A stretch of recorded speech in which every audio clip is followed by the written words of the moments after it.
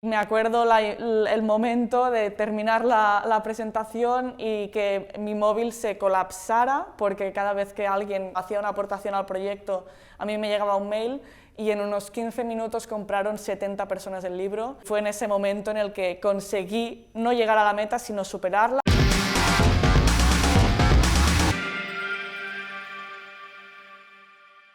Hola, soy Paula Artés y soy fotógrafa, sobre todo de temas sobre control y vigilancia, y también soy profesora en IDEP Barcelona. Hoy os voy a contar cómo hice mi primer Verkami. Verkami es una campaña de crowdfunding que cómo funciona es que tú tienes un proyecto que lo que quieres hacer es sacarlo a la luz con la ayuda de distinta gente que te quiere apoyar para que lo puedas hacer posible.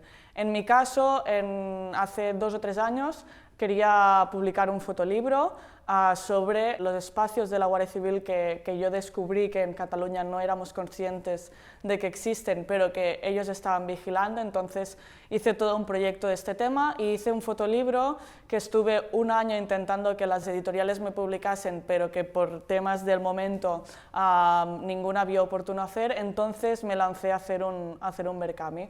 ¿Cómo funciona todo este tema, tanto a nivel de fotolibro como puede ser de otros proyectos como de packaging, por ejemplo, o de una línea de moda? Es que tú tienes esta idea, ¿no? Yo tenía un fotolibro hecho ya y lo que hice fue hablar con Verkami, hablar con una persona de marketing también para que me ayudase con los temas de marketing que yo no tocaba tanto, y empezar a planificar toda esta campaña, ¿no? Entonces, el Verkami son 40 días que tú pones una meta de dinero para conseguir sacar a la luz ese proyecto. Dentro de estos 40 días de campaña y también los previos, que como he dicho son muy importantes, yo, por ejemplo, lo que hice es un vídeo de promoción para explicar de qué iba el proyecto y para llegar a la gente de que se iba a hacer una campaña para conseguir publicar el libro. Todo el tema de publicidad en redes sociales, que fue muy importante en ese momento. Mandar notas de prensa, unas 140 notas de prensa a medios de comunicación que yo veía que por el perfil de ese medio mi tema era interesante y que me podían ayudar a darle difusión. Y después también lo que hice durante 40 días fueron unas 14 presentaciones por toda Cataluña, explicando en distintos sitios pues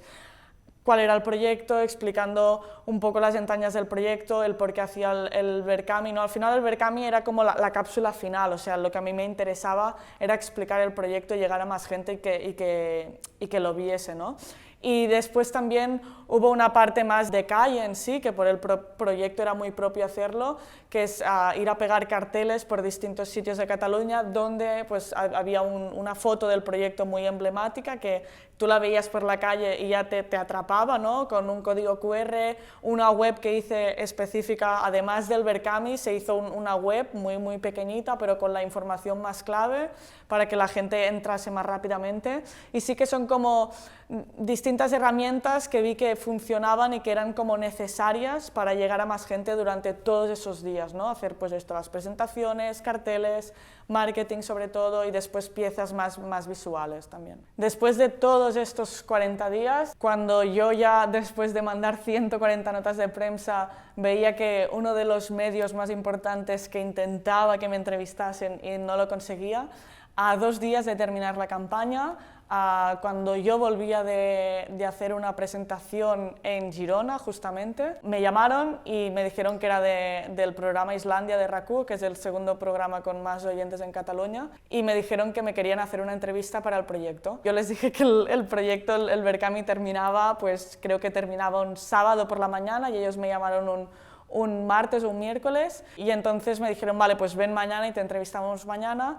Y me entrevistaron un miércoles, y un jueves yo tenía mi última presentación en Lleida, en La Panera, y justo cuando estaba terminando la presentación salía la entrevista, ¿no? Era el momento que se publicaba. Y me acuerdo el momento de terminar la presentación y que mi móvil se colapsara, porque cada vez que alguien hacía una aportación al proyecto, a mí me llegaba un mail, y en unos 15 minutos compraron 70 personas el libro, y fue en ese momento en el que conseguí no llegar a la meta, sino superarla. Yo pedía unos 7.800 euros y llegamos a unos 11.000 euros o así.